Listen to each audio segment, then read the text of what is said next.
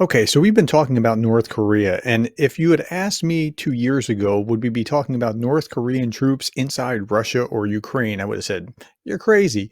I would have thought maybe Chinese something, or if anything was going to happen.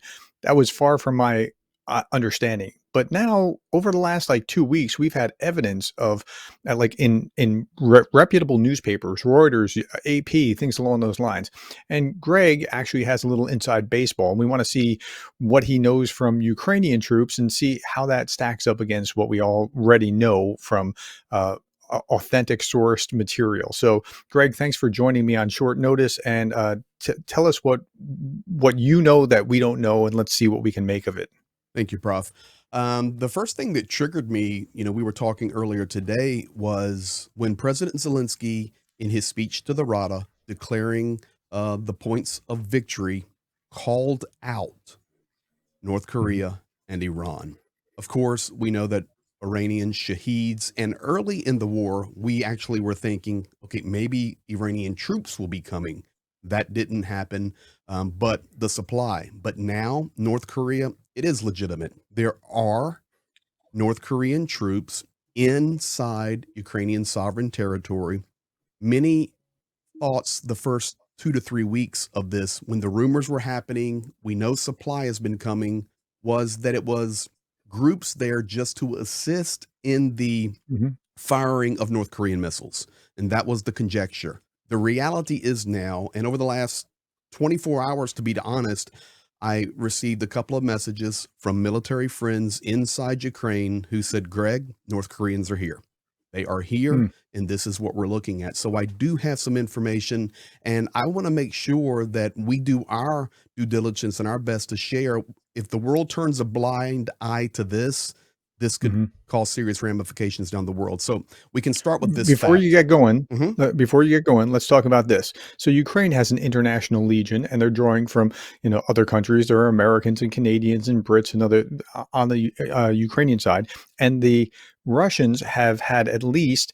Let me see if I can name the countries, or as much as I can name. Nepalese that have been tricked into fighting there, Cubans who have been tricked into fighting there, Indians who I have balloons going on, the Indians who have been tricked into fighting there. I'm trying to think about what other countries have been. I think there was a Burmese. Is there something? Some other countries that have all been like mercenaries working on Russian behalf, wittingly or unwittingly. But Some of the this is of a small whole different order.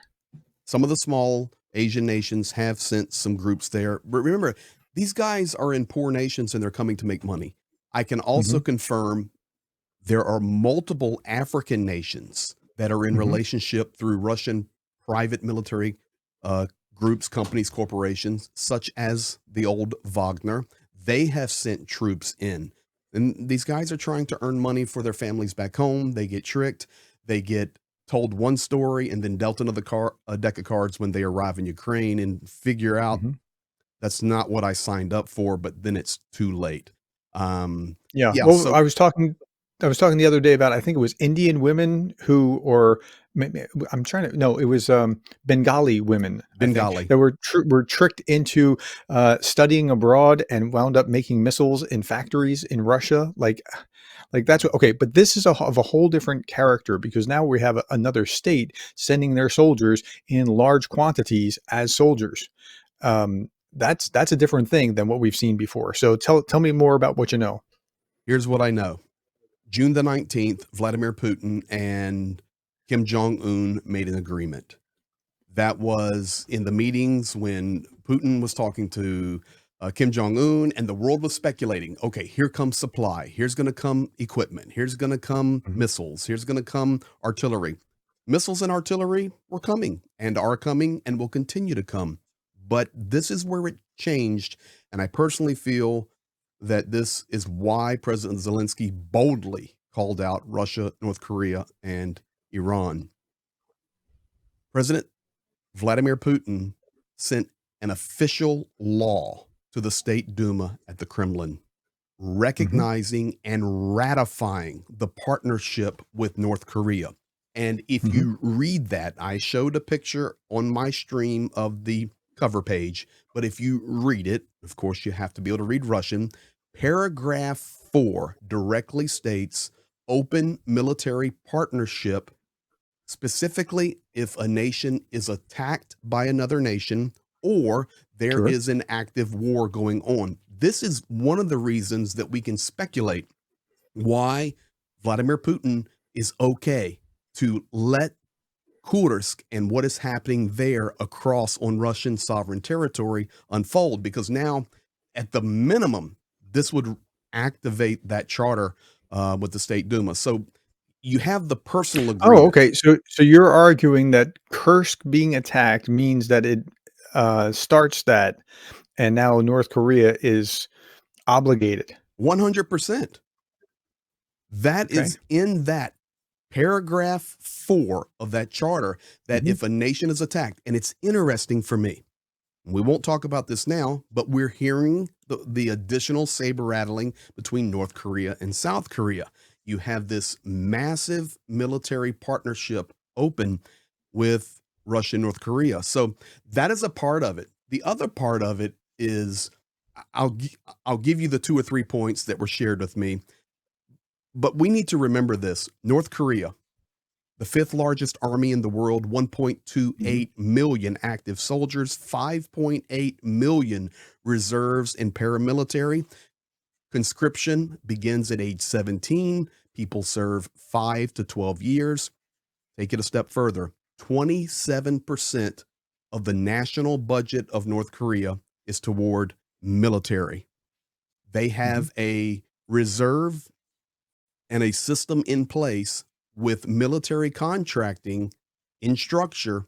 No private companies deal with military budget or military construction. So if they begin manufacturing, which they do, that continues to turn the coffers for Pyongyang and Kim Jong Un. 3,500 tanks, 560 light tanks, 2,500 armored personal or armored troop carriers, APCs, 21,000 artillery units, and 1,100 aircraft, making them one of the mhm. largest air forces in the world. It's it's a machine, and that machine is partnered now officially on the books with Russia. And when you start putting those pieces together, it's we cannot ignore it. We cannot turn a blind eye toward it. So Well, when now we it's a 2 on 1 state, 2 states on 1 warfare, and I'm wondering what the rest of the world's gonna do other than yawn or do essentially what they've done before. "Oh, we're still giving our." I mean, it was not nothing that they're gonna make sure that th're providing 40 billion euros from, the meeting today. I mean, that's not nothing, but the this world's just not recognizing, like, this is really mission critical, that, like, a dynamic has just changed this week, and we're not paying attention to it, or the world is not paying attention to it. the guys I was talking to, this was their opening statement. Please do not turn a blind eye to this. Mhm. We really have to recognize the victory plan that has been so secret and so private. President Zelensky brought it to America, shared it with Joe Biden, but nobody really knew what it was. They were actually treating it as a state secret so it would not leak out, Mhm. not leak out. When he makes it public before the world at the RADA, UATV English translated into English, others did as well, so the world could see it, the world could hear it. It's laid out point blank, and he calls out on the same day, same speech, North Korea and Iran. We Mhm. have to pay attention to it. You're talking about a mass, and there are some reasons that we need to pay attention. Number one, this is what was shared with me. Russia struggles right now with engineering units. A lot of those units have been, Engineering everything. yes, sir, They're pretty terrible at this. I mean, Russia they is like are. Saudi Arabia in the sense that their whole thing is, "I can export oil and gas." But if they didn't have that going on, like, I'm not Captain Planet, but I almost wanna have, like, solar panels that work well everywhere because it would deprive Russia of all that not all, I mean, we still need some oil, but it wouldn't be nearly as lucrative as it is if we just had the energy from solar and wind and whatever else. So, that's all they have going on. They do. That is all. And militarily on the front, in these war zones of these four regions, and I include into it now Kursk and the borders up on Ukraine with Sumy and Kharkiv. Their engineering, meaning road development, transport of goods, building trenches, building fortifications, all of those things that go into engineering, pontoon bridges, getting across rivers, getting through bad terrain, everything an engineering Mhm. unit does. They're not good at it. And they have taken some hits with engineering units, which are specialists, because some of those units have been decimated due to Russia needing more cannon fodder at the front. So they have taken some of those engineering Yeah. units, and now they have incomplete engineering units on the back of that front supporting the Russian invasion and the Russian war against Ukraine. Let North alone Korea, decades of corruption. And let's also add decades of corruption. That's important as well. So they're backfilling, but I'm not sure how awesome the engineers from North Korea are going to be, or well, how, you know. this is But what I was it's told. still not nothing, and that's No, important. well, this is what I was told and by multiple sources in Ukraine, of Mhm. whom I trust. Not a guy sitting in his grandma's basement, okay? Literal high level military guys. They're good. They are Oh, really? good at engineering. And they have 22 engineering brigades. Yeah, that's Three, pretty terrible news. three or four are already allocated for the war against Ukraine, leaving them up to 18 units there in North Korea for South Korea or whatever else. 3 to 4 brigades. That point raises this. What about a language barrier? This is what the guys shared with me. Greg, there is no language barrier. Zero. Because if North Korea, even if they just send one, exactly, even if they Mhm. just send one engineering brigade, we're talking about a massive unit of horsepower for one brigade. He says, Mhm. Greg, all they need to do is receive their commands. You are going to build Mhm. the fortification on these 7 kilometers. You are going to build 2 pontoon bridges there. They do not need to be speaking in Russian with Russian soldiers. Right. They're there for a task, and that task can be assigned, and they can go at it wide open. So we have a potential 3 to 4 brigades. Next, he says, Greg, artillery. We already know that Russia has an advantage in artillery. The West is trying to backfill Ukraine to support them and doing the very best we can. The autumn 2024, very difficult, of course. Election season, everybody trying to figure out their own pathway to help Ukraine. While that is Mhm. happening, North Korea has 30 artillery brigades. 21 are barrel artillery, 9 are MLRS system specific artillery brigades.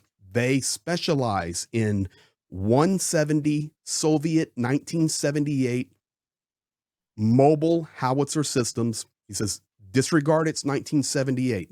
They work and they're big Mhm. and they're good. He says, additionally, they had the 160 millimeter, they had the 120 millimeter, and they have the 82 millimeter. Those are more standard. 3 to 4 brigades could appear Yeah. inside Ukraine. We're looking at the So potential of so 3 to 4 I'm engineering, 3 to 4 thinking artillery.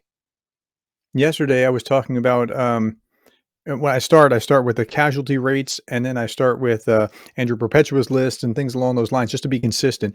And there was something from the Ukraine Ministry of Defense that about how many 14,000 artillery pieces or something like that was off the battlefield, and it turned out to be like 18 brigades or something. Mhm. I could be off on the 14 and 18. I could have switched or something like that, but that's if there was in the teens of how many artillery brigades total would have been wiped off from the beginning of the war, another 3 is not a good sign. That's gonna do a lot of damage, and however many more they backfill with, this is uncomfortable to hear that this much help is coming from North Korea in this way. This is why, even last night on my live stream, I think you were in there, and there were a few thoughts in the chat that triggered me when we began to speak about Turkey. And when Mhm. we were talking about Turkey and NATO and Ukraine with the invitation and hopefully the acceptance into NATO as a part of the victory plan that Zelensky is proposing, which is necessary for Ukraine to win, I completely agree with that. Turkey becomes a stumbling block. But at the same time, it makes us realize that there are many more players and actions in play here. We're very close to a global war. We're very Oh, close to a yeah. global war. Yeah, this mishandled, this can easily turn into a World War III kinda scenario, and that's I saw that right from the start where I'm just like, "Hey, we gotta focus on this, we gotta pay attention," and I it's like we're not paying attention, and we think the way to avoid the war is to ignore it rather than to confront it and be done with it quickly.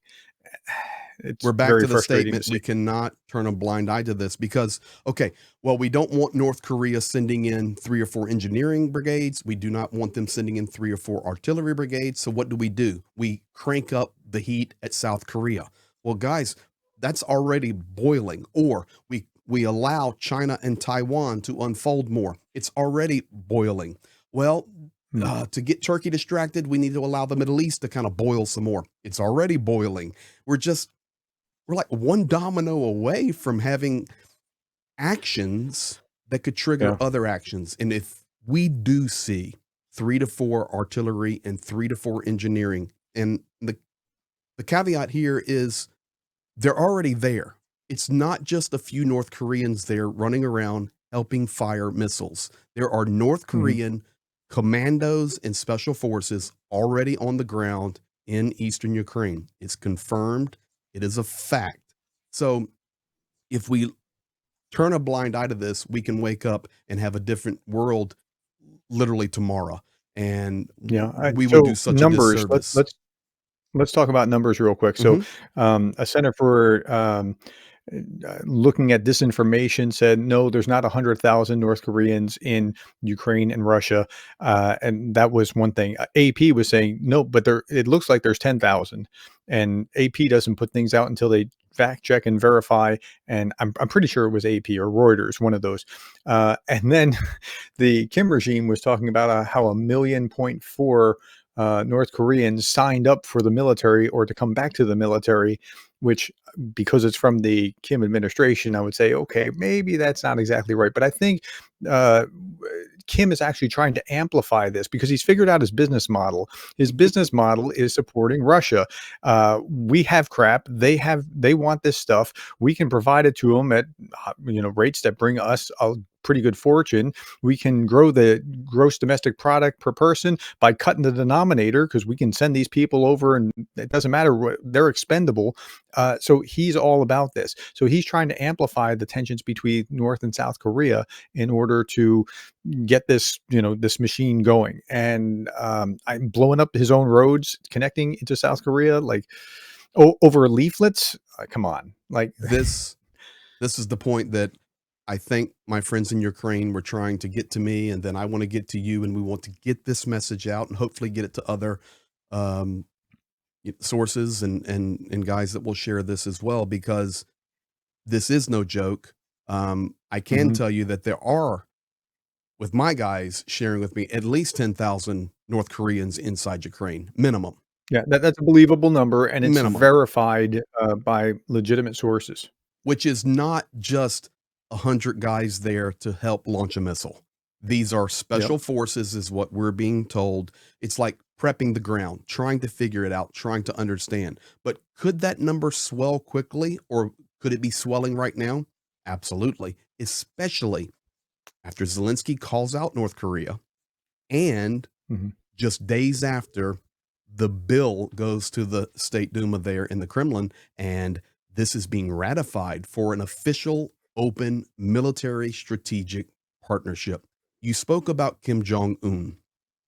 North Korea, I do a lot of study on it because I'm just intrigued by it. I'm intrigued by it the Mhm. same way I was intrigued by the Soviet Union in the 80s as a teenager growing up. I, right now, could go to Russia. I can. It's not closed. I can get into Russia. It would be very difficult I and wouldn't advise it. for me, and it would be very risky because of what I do, but I could. It would be extremely difficult, almost next to impossible for me to get into Pyongyang. I'd have to go through a private tourist Sure. company. You'd have to do all this stuff. It is a closed nation. Kim Jong Un is a dictator.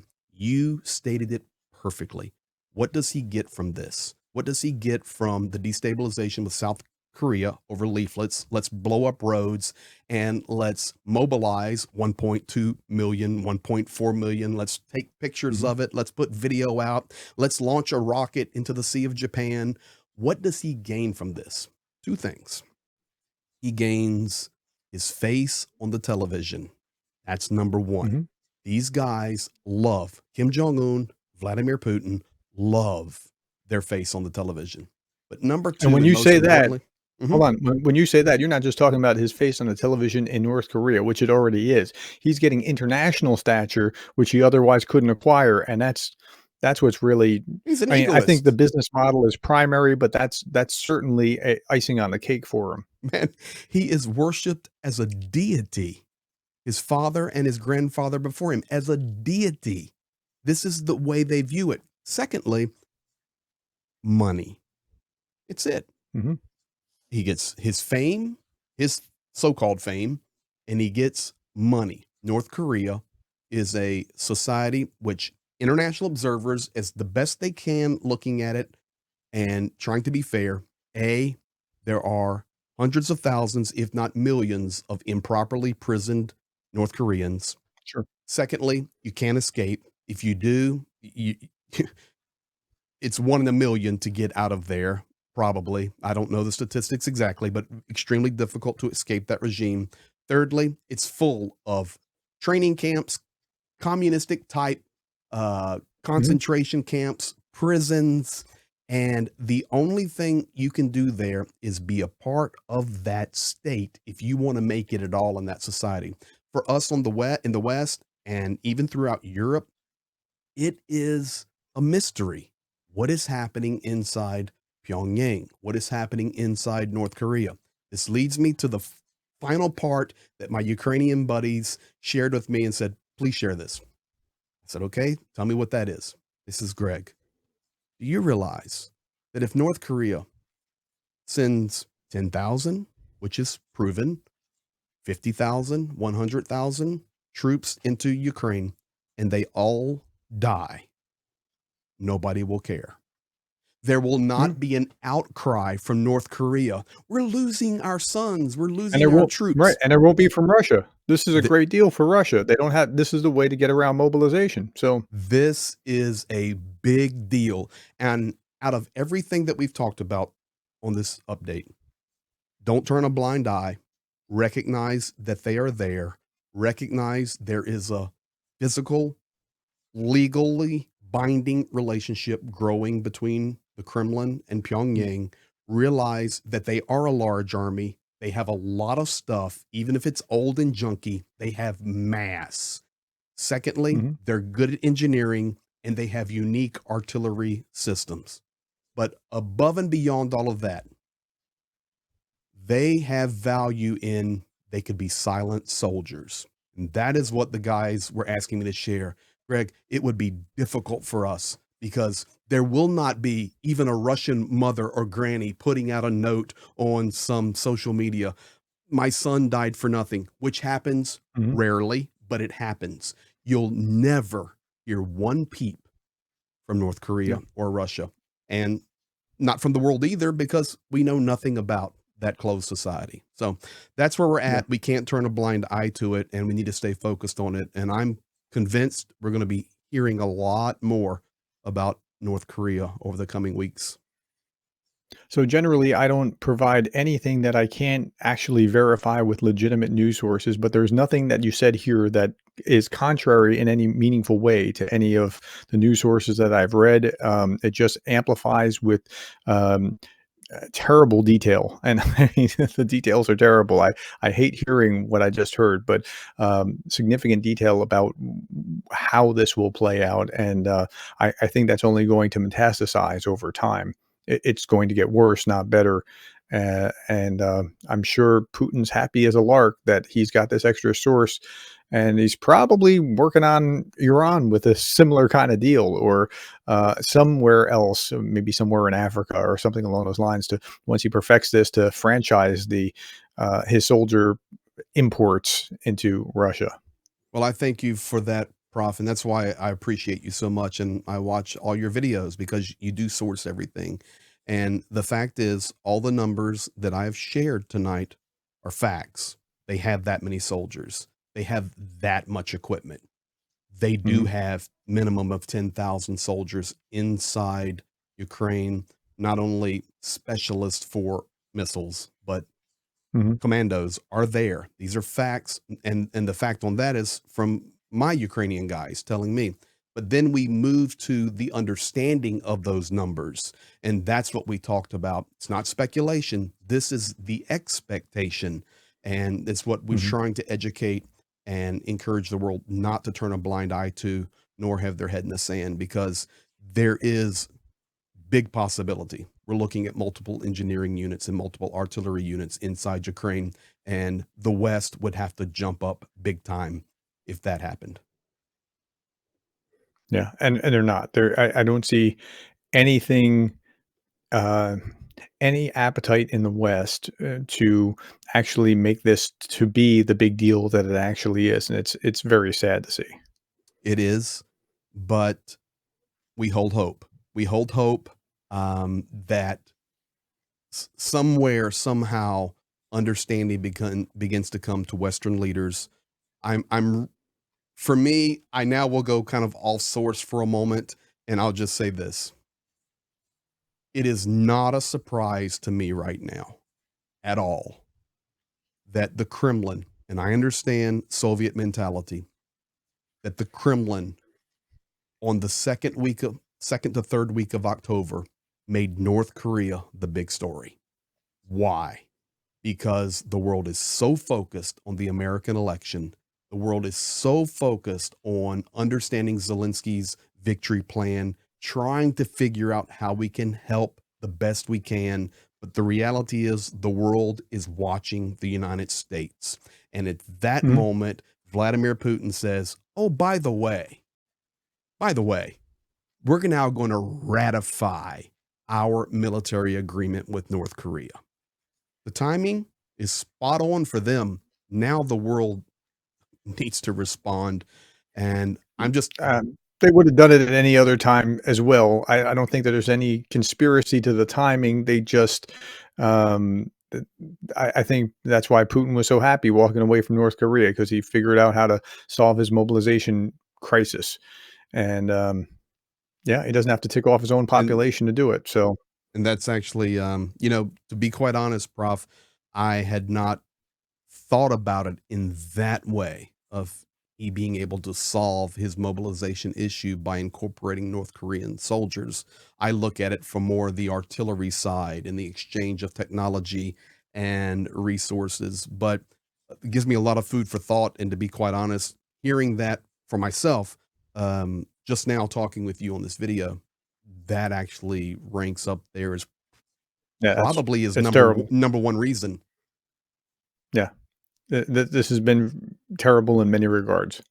Alright, All right, well, buddy. before we bum everybody out totally, um No, we're not bummed. We just tell the truth and let's stand against it and fight against it.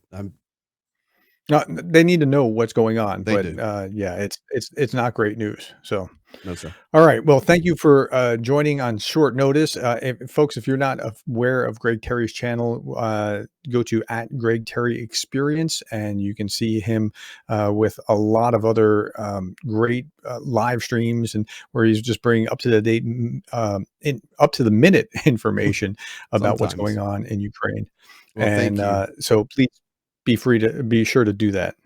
And for those of you watching on my channel, if for some reason you haven't seen the sweatered vest professor, go check him out. Professor Gerdes Explains UA and Yeah, other it's just cool things. enough to wear my sweater vest now, so Well, I did put a sweatshirt on today. We've had a challenging day with our family taking care of my mother-in-law who has some health issues, but no way we couldn't share this today. So thank you for taking the time as well, Prof. Have a good day. yep.